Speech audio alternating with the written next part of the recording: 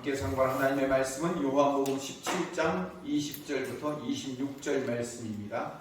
내가 비옵는 것은 이 사람들만 위함이 아니요 또 그들의 말로 말미암아 나를 믿는 사람들도 위함이니 아버지여 아버지께서 내 안에 내가 아버지 안에 있는 것 같이 그들도 다 하나가 되어 우리 안에 있게 하사 세상으로 아버지께서 나를 보내주신 것을 믿게 하옵소서. 내게 주신 영광을 내가 그들에게 주었사오니 이는 우리가 하나가 된 것 같이 그들도 하나가 되게 하려 함이니이다. 곧 내가 그들 안에 있고 아버지께서 내 안에 계시어 그들로 온전함을 이루어 하나가 되게 하려 함은 아버지께서 나를 보내신 것과 또 나를 사랑하신 것 같이 그들도 사랑하신 것을 세상으로 알게 하려 함이로소이다. 아버지여 내게 주신 자로 나 있는 곳에 나와 함께 있어 아버지께서 창세전부터 나를 사랑하심으로 내게 주신 나의 영광을 그들로 보게 하시기를 원하옵나이다. 의로우신 아버지여 세상이 아버지를 알지 못하여도 나는 아버지를 알았사옵고 그들도 아버지께서 나를 보내신 줄 알았사옵나이다. 내가 아버지의 이름을 그들에게 알게 하였고 또 알게 하리니 이는 나를 사랑하시는 사람이 그들 안에 있고 나도 그들 안에 있게 하려 함이니이다. 아멘. 요한복음 17장은 세 부분으로 나뉩니다.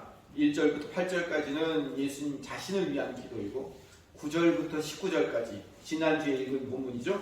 예수님의 제자들을 위한 기도이고 오늘 읽은 본문 20절부터 26절까지는 모든 성도들을 위한 기도입니다. 1절부터 8절까지 예수님 자신을 위한 기도는 예수님이 영생을 선물로 우리에게 주기 위해 오셨기 때문에 십자가 사역 잘 감당하여 하나님께 영광 돌리게 해주세요 라는 기도였고, 지난주에 읽은 9절부터 19절까지의 말씀과 오늘 읽은 20절부터 26절까지의 말씀은 제자들을 위한 기도, 모든 신자들을 위한 기도로 구분은 되어 있지만 내용이 섞이고 반복되는 부분이 있기 때문에 지난주는 하나됨을 가지고 말씀을 드렸습니다. 오늘은 하나됨에 대한 사명뿐만 아니라 예수님이 이 기도를 하신 두 번째 목적이 우리를 보존하기 위한 것이다 라는 것이 오늘 본문의 주제입니다. 그러니까 제자들을 위한 기도, 모든 성도들을 위한 기도를 하나로 뭉뚱거리면 우리 모두가 하나 되게 하기 위해서, 또 두 번째는 이 땅에 남겨진 우리가 보존되게 하기 위한 예수님의 기도가 요한복음 17장의 대제사장적 기도라는 겁니다. 오늘 읽은 본문에는 나와 있지 않지만 지난주에 읽은 본문 안에 예수님께서 우리를 보존해달라는 이야기가 세 번이나 등장합니다. 17장 11절 말씀을 읽어볼까요? 나는 세상에 더 있지 아니하오나 그들은 세상에 있사오고 나는 아버지께로 가오나니 거룩하신 아버지여 내게 주신 아버지의 이름으로 그들을 보존하사 우리와 같이 그들도 하나가 되게 하옵소서. 나는 이제 십자가 지고 부활하여 승천하면 아버지 품으로 돌아가 떠나는 거예요. 제자들만 남겨질 거죠. 그러니까 남겨진 제자들을 잘 보존해달라. 이게 예수님의 기도인 거예요. 12절 봅시다. 내가 그들과 함께 있을 때 내게 주신 아버지의 이름으로 그들을 보존하고 지키었나이다. 그들 중 하나도 멸망하지 않고 다만 멸망의 자식들 뿐이오니 이는 성경을 응하게 하려 함이니이다. 멸망되기로 작정된 자, 예를 들어 가룟유다 같은 멸망되기로 작정된 자들 이외에는 다 예수님께서 보존하고 지켰다라고 말씀하시는 거예요.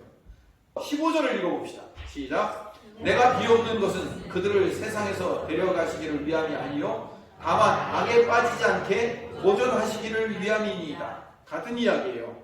이들을 구원하자마자 천국까지 데리고 바로 올라가면 이런 기도할 필요가 없어요. 그렇죠?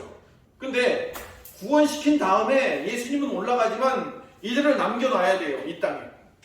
이들을 이 땅에 남겨놔야 되기 때문에 이들을 이 땅에서 잘 보존해 주세요 라고 기도하는 거죠. 보존하다라는 헬라어 단어가 테로스라는 단어입니다. 근데 이 테로스라는 단어를 히브리어로 바꾸면 샤마르라는 단어예요. 근데 이 샤마르라는 단어가 굉장히 중요한 단어입니다.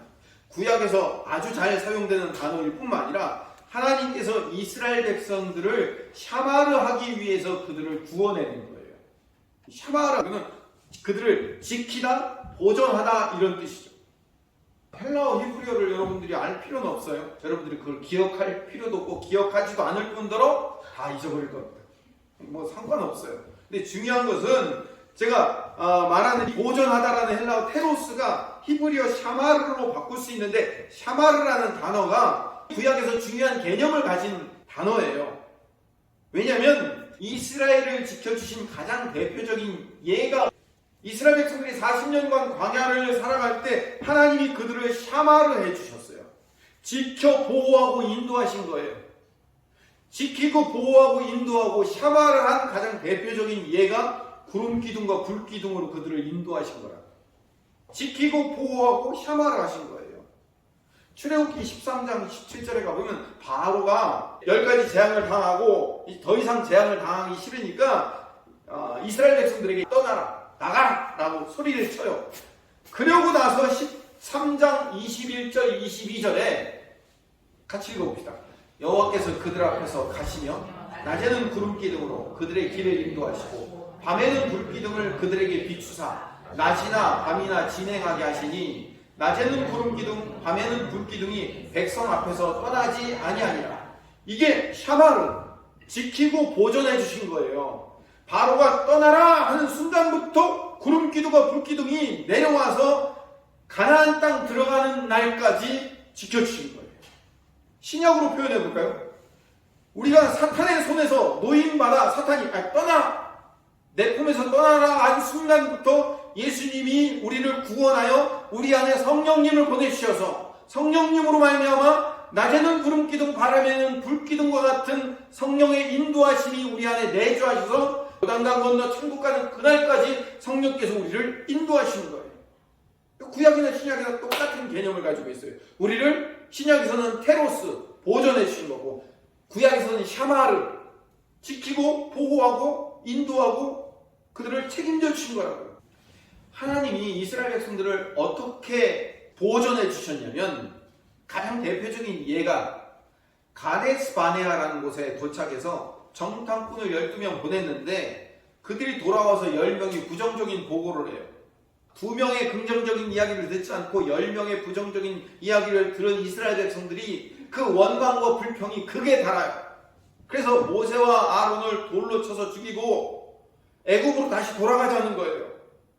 그때 하나님께서 이스라엘 백성들에게 니네 가만히 안 둬? 아주 없애버릴 거야 라고 말씀하지 않으시고 신명기 1장 28절에서 33절을 읽어봅시다. 하나님의 마음을 한번 읽어봅시다. 시작.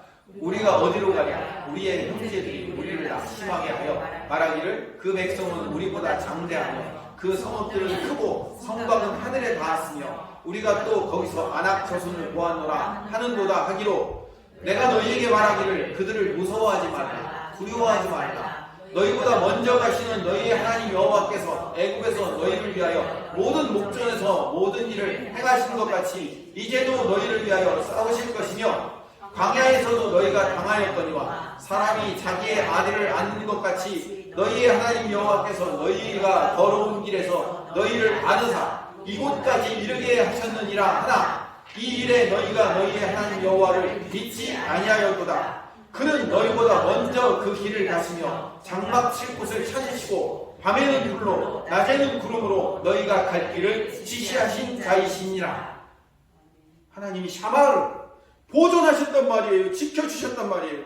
이스라엘 백성들은 애국으로 돌아가자 이러려고 우리를 여기까지 인도해냈냐 하면서 불평과 원망과 두려움과 공포 가운데 있는데도 불구하고 저 같으면요 그렇게 불평하고 원망하면 구름기둥 불기둥 싹 치웠을 거예요. 만나 그 다음날부터 안 내렸을 거예요. 저 같으면 제가 하나님이 아닌 걸 다 있는 거예요. 하나님은 그렇게 불평과 불만과 원망을 하는데도 불구하고 단 하루도 만나를 안 내리신 적이 없고 단 하루도 불기둥과 구름기둥을 치우신 적이 없어요.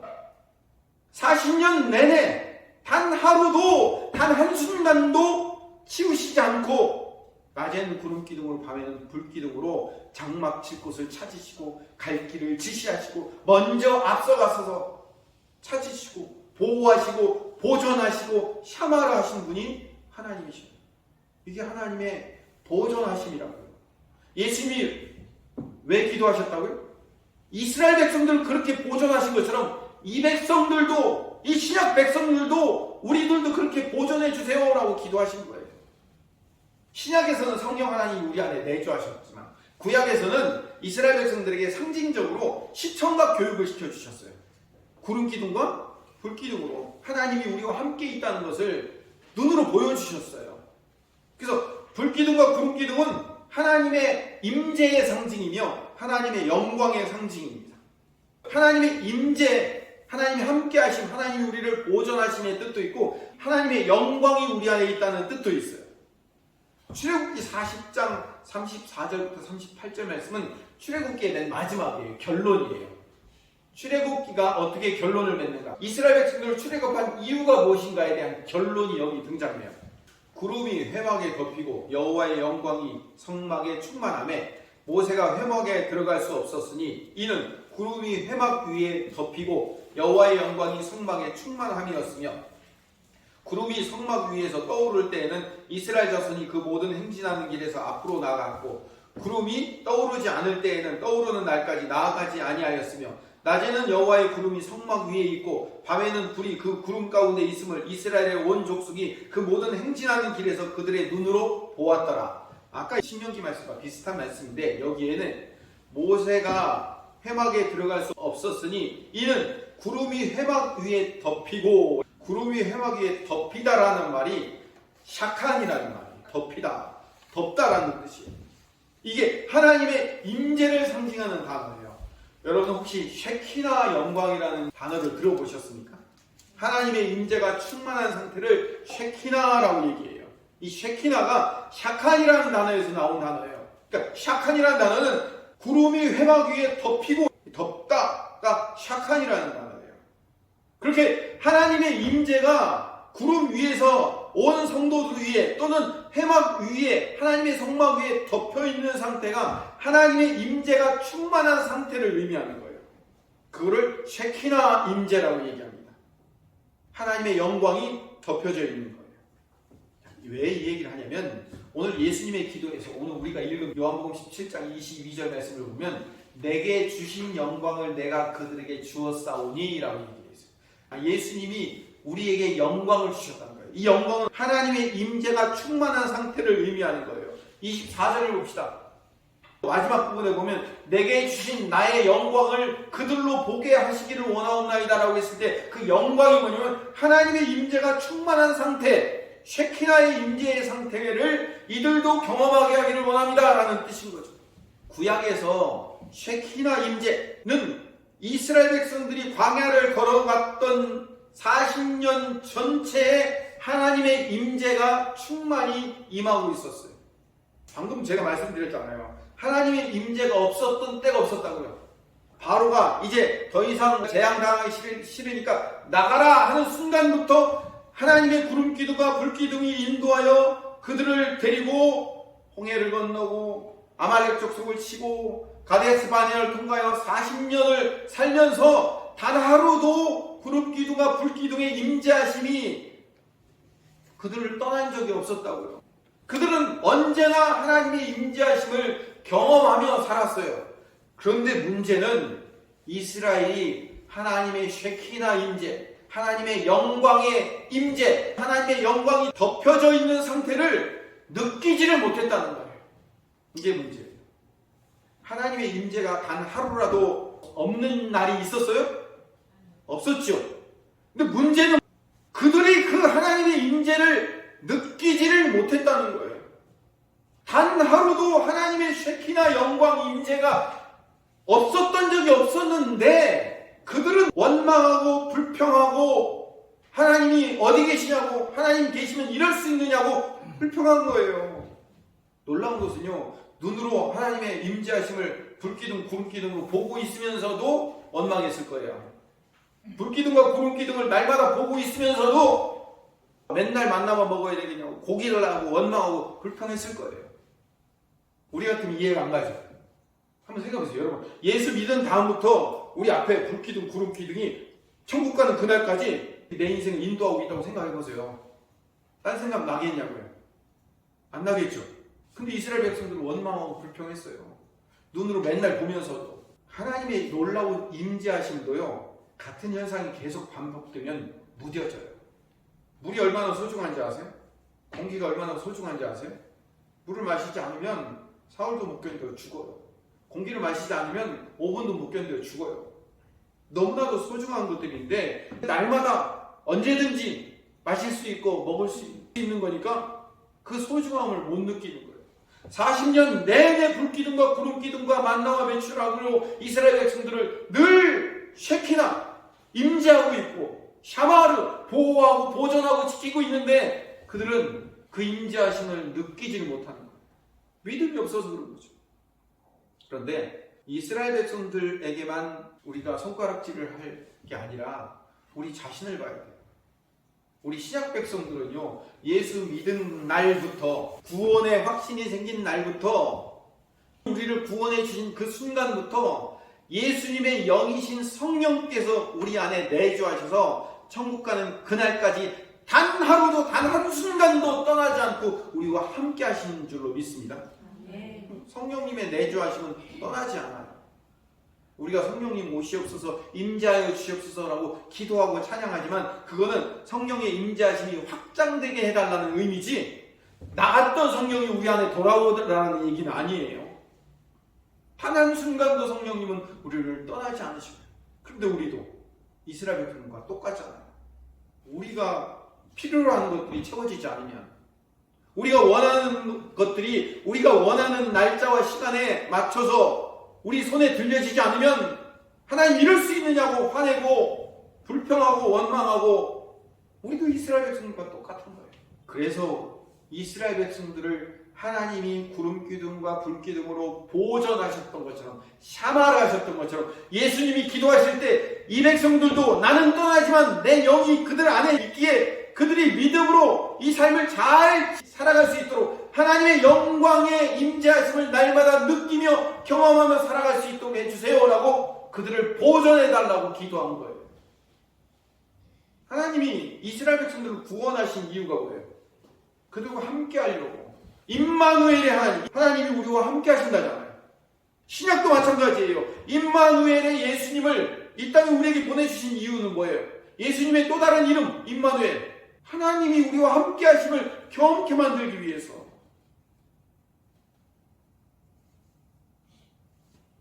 아까 이거 출애굽기 40장 35절 말씀을 보면 덮이고가 시키나라고 되어 있잖아요. 구름이 회막 위에 덮이고. 근데 출애굽기 24장 16절에 가보면 여호와의 영광이 시내산 위에 머무르고 구름이 엿새 동안 산을 가리더니 여기서 하나님의 영광이 시내산 위에 머무르다라는 머무르다가 쉐키나예요. 덮여 있는 거예요. 출애굽기 29장 46절을 봅시다. 그들은 내가 그들의 하나님 여호와로서 그들 중에 거하려고 여기 거하다라는 말이 쉐키나 샤칸이라는 단어예요.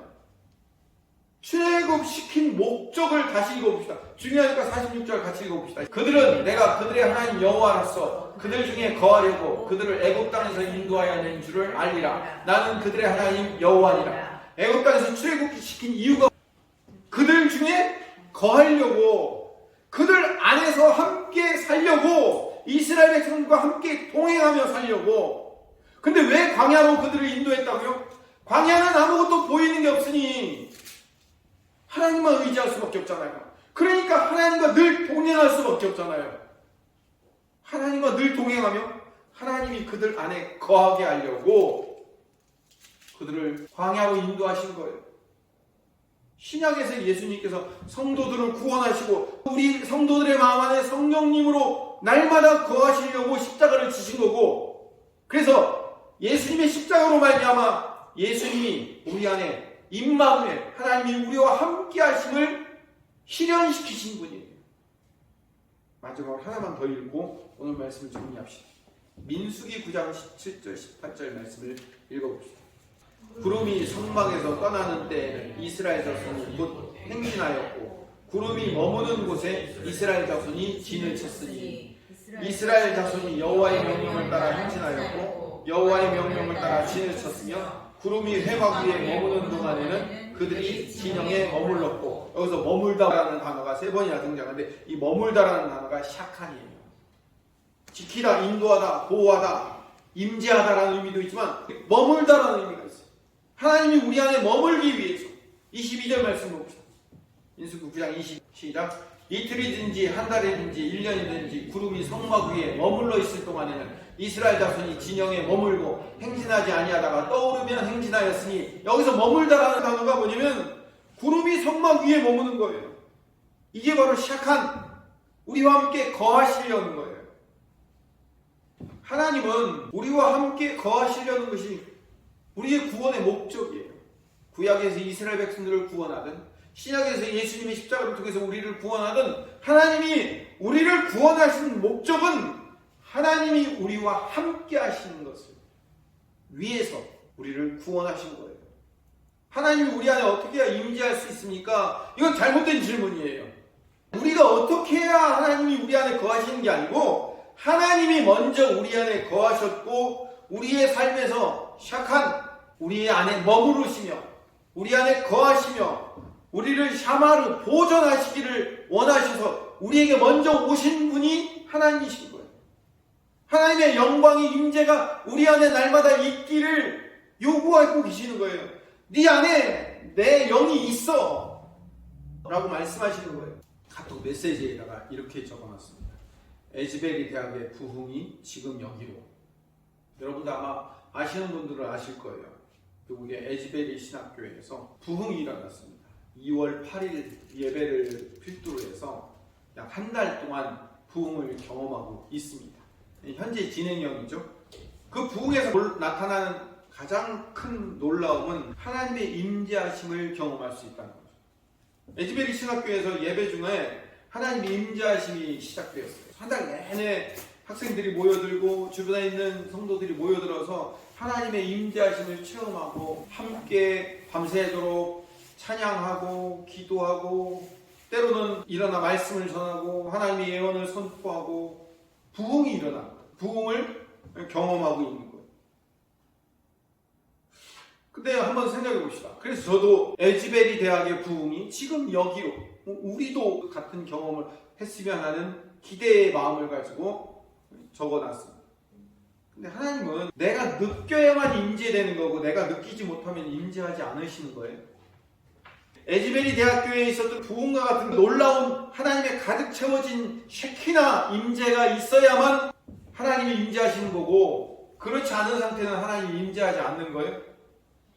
아니에요. 우리도 하나님의 임재하심을 100년 전에 경험했어요. 1907년 평양에 대부흥운동이 일어나서 우리도 하나님의 그 놀라운 임재하심을 경험했어요. 에즈베리도 그런 경험이 있어요. 미국에서는 제1차 대각성운동, 제2차 대각성운동이라고 19세기 초 두 번의 대각성운동을 통해서 놀라운 부흥을 경험했어요. 자, 그런데 보세요. 몇십 년 또는 몇백 년에 한 번씩 일어나는 그런 부흥을 기대하고 기다리는 것이 성도가 해야 되는 유일한 일이냐 이거죠. 그럼 그 부흥을 체험하지 않은 세대의 사람들은 어떻게 할 거예요? 신앙생활 현찮게 하는 거예요? 그 부흥의 세대와 멀리 떨어져 있는 우리 같은 사람들은, 미국에서 그런 일이 일어나는 한국에서는 그런 부흥을 경험하지 못했으니까 뭔가 좀 모질한 신앙인들인 거예요? 평양 대부흥운동 같은, 미국의 대각성운동 같은, 에즈베리 신학교의 부흥 같은 그런 복권에 당첨된 듯한 부흥을 기대하며 기다리는 것, 그게 우리에게 하나님의 임재를 경험할 수 있는 유일한 길이냐 이거죠. 제가 그런 부흥의 임재들을 평가절하하려고 하는 거 아니에요. 저도 그걸 간절히 바라요. 우리 교회부터 일어났으면 좋겠어요. 그런데 이스라엘 백성들이 40년 내내 단 하루도 단 한 시간도 하나님의 임재하심, 하나님의 영광의 쉐키나가 임재하지 않은 적은 단 한순간도 없었어요. 심지어는 이스라엘 백성들이 하나님을 배반하고 우상을 숭배하고 금송아지 만들고 원망하고 불평하고 애굽으로 돌아가자고 소리치고 모세를 돌로 쳐 죽이려고 아우성치는 그 속에서도 하나님의 불기둥과 하나님의 구름기둥은 여전했으며, 그 다음날도 여전히 만나가 내리고 때를 따라 메추라기가 내렸어요. 옷이 헤어지지 않았고 발이 부르트지 않았다고. 단 하루도. 하나님은 언제나 이스라엘 안에 계셨어요. 이스라엘을 샤마르 지키고 보존하고 계셨고 샤칸 그들 안에 머무르며 그들을 책임지고 있었다고. 그들을 덮고 있었어요. 하나님의 영광으로. 날마다. 사춘기 청소년들이 한참 반항할 때 엄마가 나한테 해준 게 뭐 있냐고. 내 생각을 한 번이라도 한 적이 있냐고. 애들이 가끔 그렇게 반항을 해요. 그래서 청소년들이 반항을 하고 화를 내지만 잘 생각해 보세요. 자식 생각을 단 하루라도 단 한 시간이라도 떠났던 부모가 있냐고. 부모가 살아가는 삶의 원동력이 어디에 있어요? 여기서 자식이 이렇게 얘기하면 안 돼요. 교회에서라도 우리 주님 예수님 때문에라고 얘기하세요. 부모가 살아가는 삶의 원동력이 자녀잖아요. 단 한 번도 그 생각을 잊은 적이 없잖아요. 마찬가지예요. 여러분이 하나님의 임재하심의 그 충만함을 경험하고 있을 때도 하나님은 우리 안에 임재하지만 우리가 하나님의 임재를 깨닫지 못하고 경험하지 못할 때도 하나님은 우리 안에 늘 임재해 계셔요. 우리를 보존하고 계시며 우리를 지키고 인도하고 책임지고 계시다는 사실을 믿고 있어야 돼요. 우리는 믿음으로 사는 사람들이에요. 왜 구약에서는 구름 기둥과 불 기둥을 실제로 시청각 교육에 눈에 보여주며 사는데 왜 우리에게는 우리 마음 안에 성령님을 넣어놓고 안 보여주고 사십니까? 안 보여주게 하십니까? 우리 보고 믿음으로 살라고요. 성도들은 믿음으로 살아야 되는 자들이기 때문에 하나님 우리를 그 믿음으로 칭찬할 거기 때문에 야, 너 믿음으로 잘 살았구나. 이거 칭찬해 주려고. 그래서 우리 안에 성령 하나님을 넣어놓고 항상 우리 안에 임재하며 살 수 있도록 만들어 주시는 거예요. 우리는 대각성 운동과 같은 부흥의 경험, 에즈베리의 부흥의 경험, 1907년의 평양 대부흥운동의 경험도 우리는 바라고 소망해야 되지만 우리는 그렇지 않을지라도 날마다 우리와 함께 하시는 임마누엘의 하나님이신 성령님이 내 안에서 단 한순간도 떠나지 않고 나와 함께 하고 계시다는 사실을 믿고 살아가는 여러분들 되시기를 간절히 소망합니다. 1623년 프랑스에 사는 니콜라라는 청년이 있었어요. 시원찮은 인생을 살았어요. 똑똑하지 못하고 시원찮은 인생을 살았던 니콜라는 어느 날 하나님의 주권을 강렬하게 체험하고 하나님을 만나게 됩니다. 그리고 나이가 50세가 되어서 카르멜 수도에 들어가서 평신도의 자격으로 주방일을 평생 동안 하면서 헌신하고 살게 됩니다. 수도사가 되는 것도 아니고 신부가 되는 것도 아니고 그냥 일반 성도이기에 형제라는 이름을 붙여서 로렌스라는 이름을 가지고 살게 돼요. 나중에 주방성자라는 별명이 붙게 됩니다. 근데 이 로렌스 형제는 포보르에 있는 대수도원장과 편지를 나누며 수도원장에게 하나님의 임재를 가르쳤어요. 평신도인 주방일을 평생 하는 형제가 대수도원장에게 하나님의 임재를 가르쳤다. 로렌스 형제가 지은 하나님의 임재 연습이라는 책이 있습니다. 2011년인가. 로렌스 형제는 대수도원장에게 편지를 보내고 편지를 받고 또 편지로 가르치고 하면서 하나님의 임재를 가르치고 연습을 시킨 거예요. 로렌스 형제가 이 책에서 말하는 것은 일상의 모든 일을 하나님을 의식하며 하나님의 사랑이 내 안에 있다는 사실을 믿으며 의식적으로 결단하며 사는 것, 그게 하나님의 임재라고 가르칩니다. 그러니까 무슨 일을 하든지 하나님을 기억하며 일하는 거예요. 평양의 대부흥운동이나 에즈베리에 있었던 놀라운 부흥을 경험할 때만 하나님의 임재하심이 있는 게 아니고 우리가 밥하고 빨래하고 일하고 나가 사람들과 만나고 자녀와 대화하고 부부와 함께 대화하며 설거지하고 밥하고 빨래하는 그 모든 삶에서 하나님이 나와 함께 하시며 하나님이 내 인생을 인도하고 있다는 의식적인 결단이 하나님의 임재 연습이라는 거예요. 하나님의 임재는 우리에게 날마다 있어요. 이스라엘 백성들에게 구름 기둥과 불 기둥이 떠나지 않았던 것처럼 성령님은 나와 늘 함께 하신다니까요. 그렇기 때문에 우리는 하나님의 임재를 늘 의식해야 돼요. 하나님이 나와 함께 하심을 인정해야 해요. 예수님의 기도의 목적이 이겁니다. 하나님 이들을 보존해 주세요. 이들에게 하나님의 영광을 보여주세요. 라고 기도한 내용은 하나님의 영광을 내 일상의 삶에서 늘 기억하고 믿고 사는 거예요.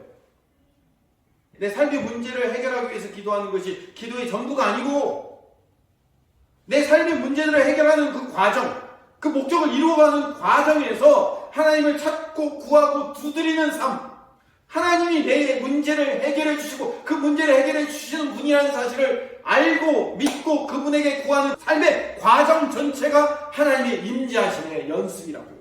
내가 뭘 필요한 게 있는데 그 필요한 것을 채우는 것이 우리의 인생의 목적이 아니고 채워가는 과정 가운데 하나님이 이것을 채워줄 거라는 내 방법은 아니지만 하나님의 방법으로 어쨌든 채워질 거라는 믿음으로 하나님과 교제하며 동행하며 기도하며 가는 것, 그게 임재예요.